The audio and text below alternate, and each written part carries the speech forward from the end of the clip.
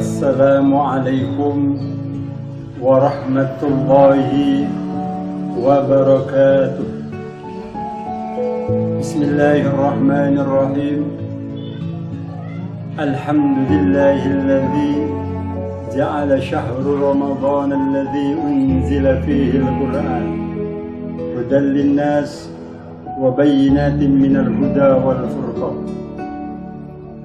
Allahumma salli wa sallim wa barik ala sayyidina wa maulana Muhammad wa ala alihi wa ashabihi alladhina nalu manzilatal abrar. Amma ba'd. Pemirsa dan pemerhati dimanapun Anda berada yang dirahmati Allah Subhanahu wa ta'ala, alhamdulillah, pada kesempatan kali ini, di bulan yang mulia ini, kami akan menyampaikan dua hal. Dua hal ini adalah sebutan di antara banyak sebutan bulan Ramadan. Yang pertama adalah Ramadan Syahrut Tarbiyah. Yang kedua adalah Ramadan Syahrul Quran.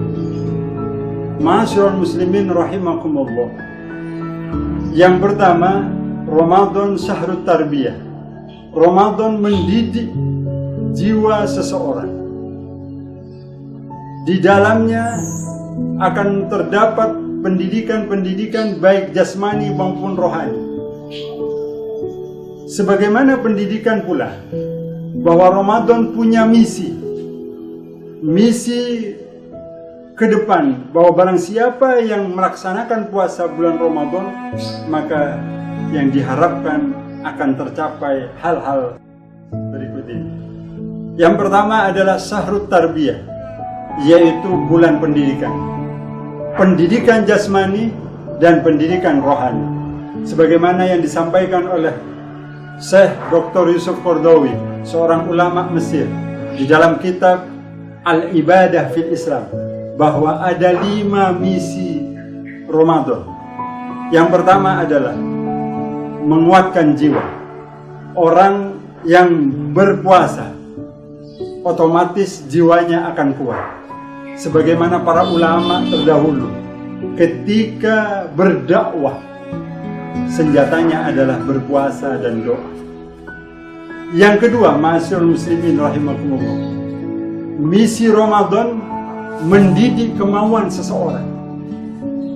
Karena ketika kita melihat manusia mempunyai banyak kemauan, dan Ramadan akan mendidik kemauan itu. Karena manusia ketika tidak dididik kemauannya, maka akan memunculkan kemauan-kemauan yang lain.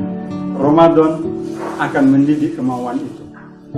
Yang ketiga, ma'asyiral muslimin rahimakumullah, menurut Syekh Yusuf Qaradawi, bahwa misi Ramadan adalah kesehatan jasmani.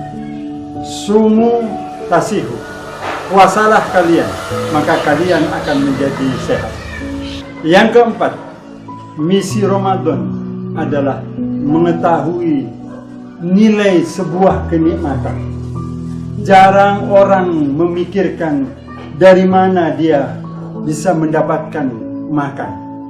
Orang tidak berpikir bahwa ketika sudah makan 1 hari 3 kali, menjadi sebuah rutinitas, sehingga dianggap bahwa itu bukan sebuah kenikmatan. Oleh karena itu, Ramadan mendidik dan mengetahui nilai sebuah kenikmatan.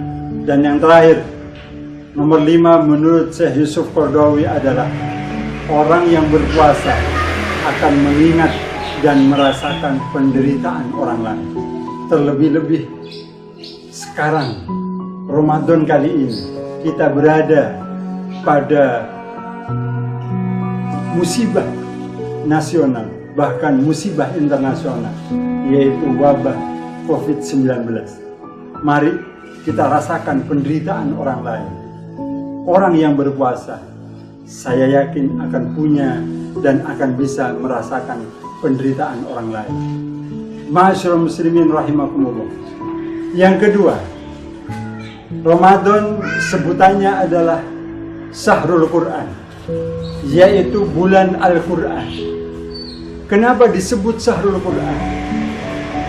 Karena Al-Quran diturunkan di bulan Ramadan. Syahrul Ramadan alladzi unzila fihi Al-Quran. Bahkan bukan hanya Al-Quran. Di dalam kitab Silsilah As-Sahihah, semua kitab yang Allah turunkan ke bumi ini, semua diturunkan di bulan Ramadan.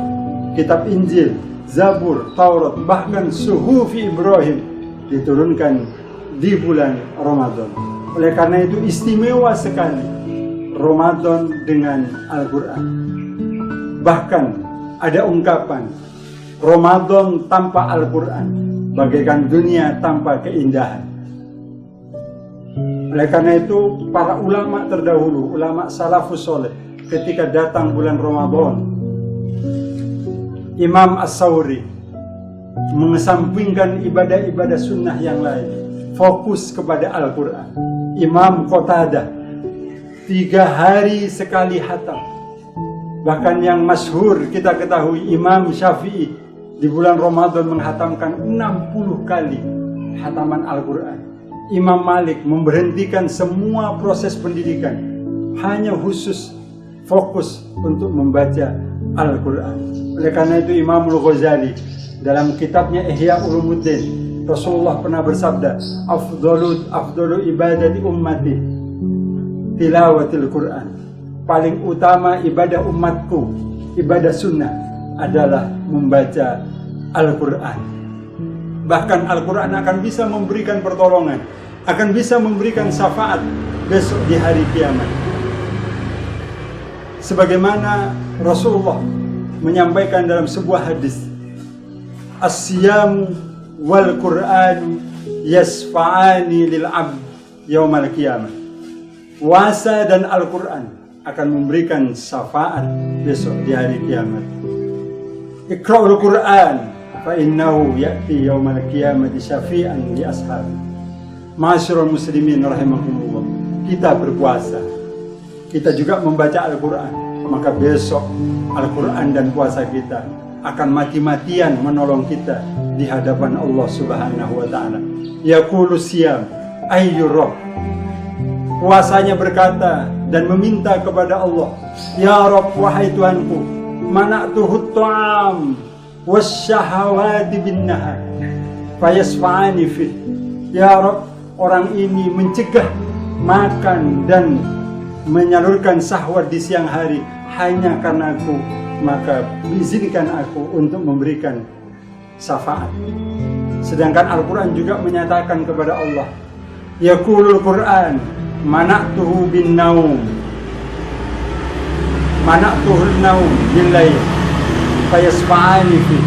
Orang ini mencegah tidur, tidak tidur di malam hari hanya gara-gara untuk membaca aku, maka beri kesempatan aku untuk memberikan syafaat.